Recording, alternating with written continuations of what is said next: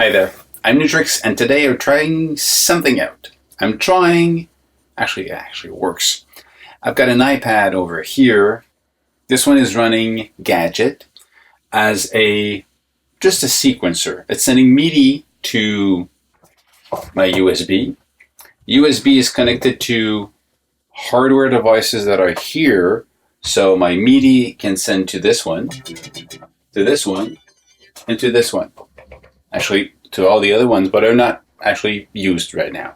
So I'm sending to these three, and they're playing back inside my Tascam Model 16, which is really cool for iPad music.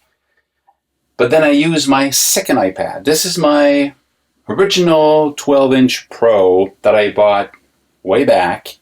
Still works really well.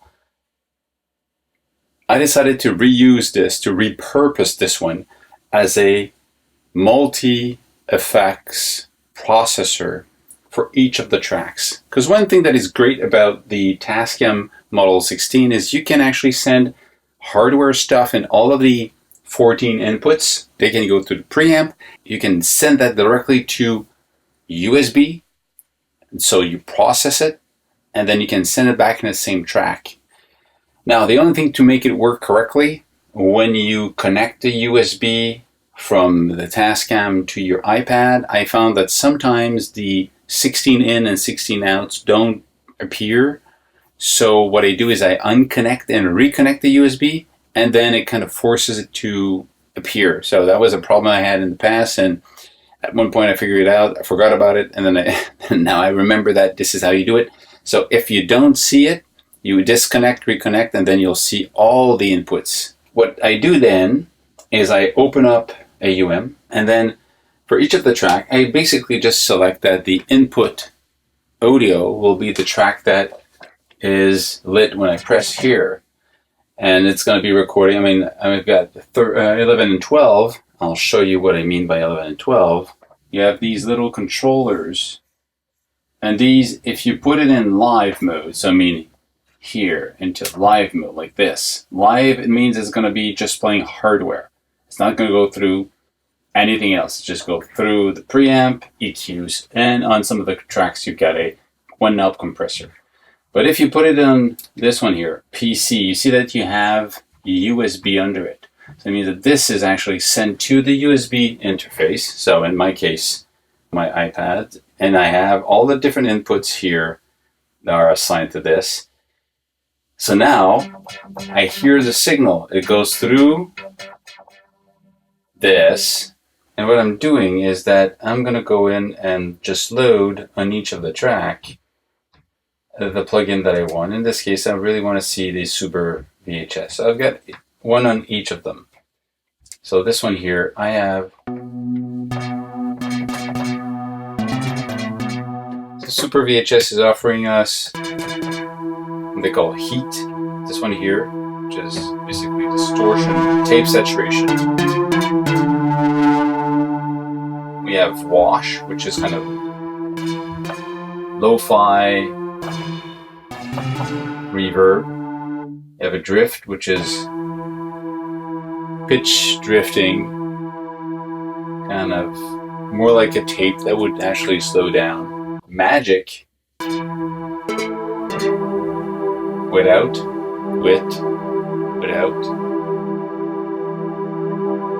It's kind of a chorus that is dark and wide. Pretty cool. Then you got shape, which is lo-fi 8-bit distortion.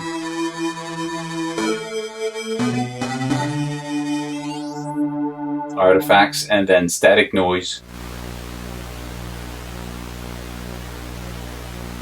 Okay, if you want that. But now let's actually use it within some type of a song. So if we go here, and I'm going to solo this, and I'm going to solo my track. I'm just going to have this one playing.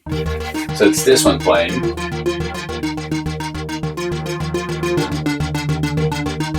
A bit of heat just brings up the signal.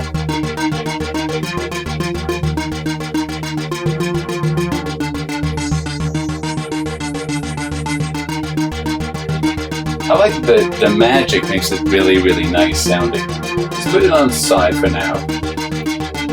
Go this one. I mute this one. I'm going to turn on the other one. So the other one would be this one. So it's this one playing. Now, what do I want to this? Let's say we want some reverb.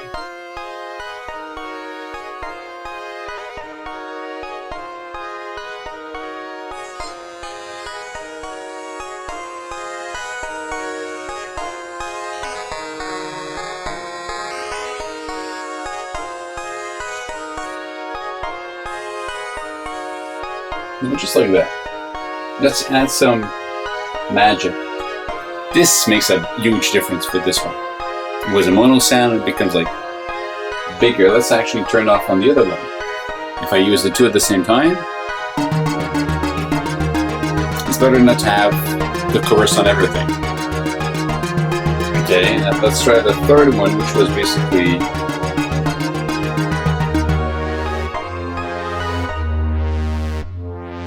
so that's the synth from IK Multimedia. Let's actually move this thing, and again, let's just do the magic.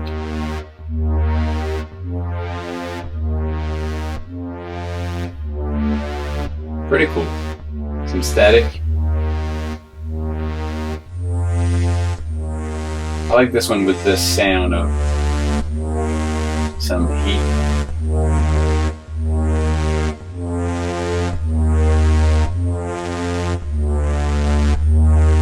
All of them together.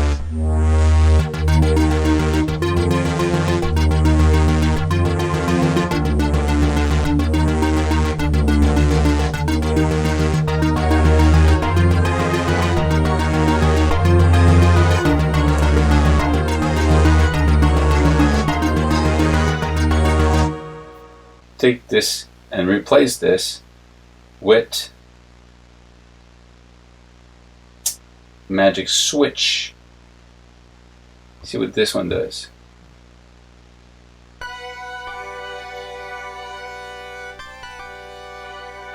So it's really just a magic switch. Cool. Let's try it for the bass now. If I replace this for, let's say, magic dice.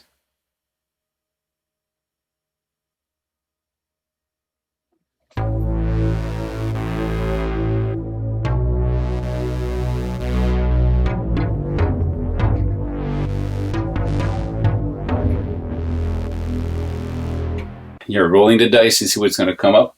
But the first one, I could actually replace it with Christaline here.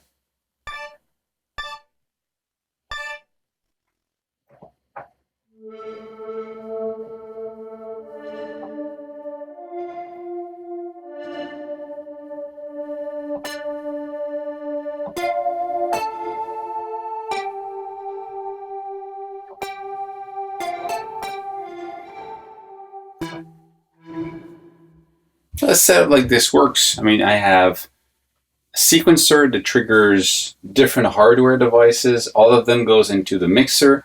Mixer is assigned because it's a multiple in and out. Each of the track I can send into, in this case I'm using AUM, but it could be a DAW that has in and outs that sees multiple in and outs, and then you can assign that to whatever you want, and then you process it, goes back into the mixer. And I'm recording this on my iPhone using my external sound card, but also I could put a disc in this, an SD card, and just press record, and I would record that. So it's a cool setup. You can spend a lot of time just playing around with it. It's a cool way to reuse an older iPad.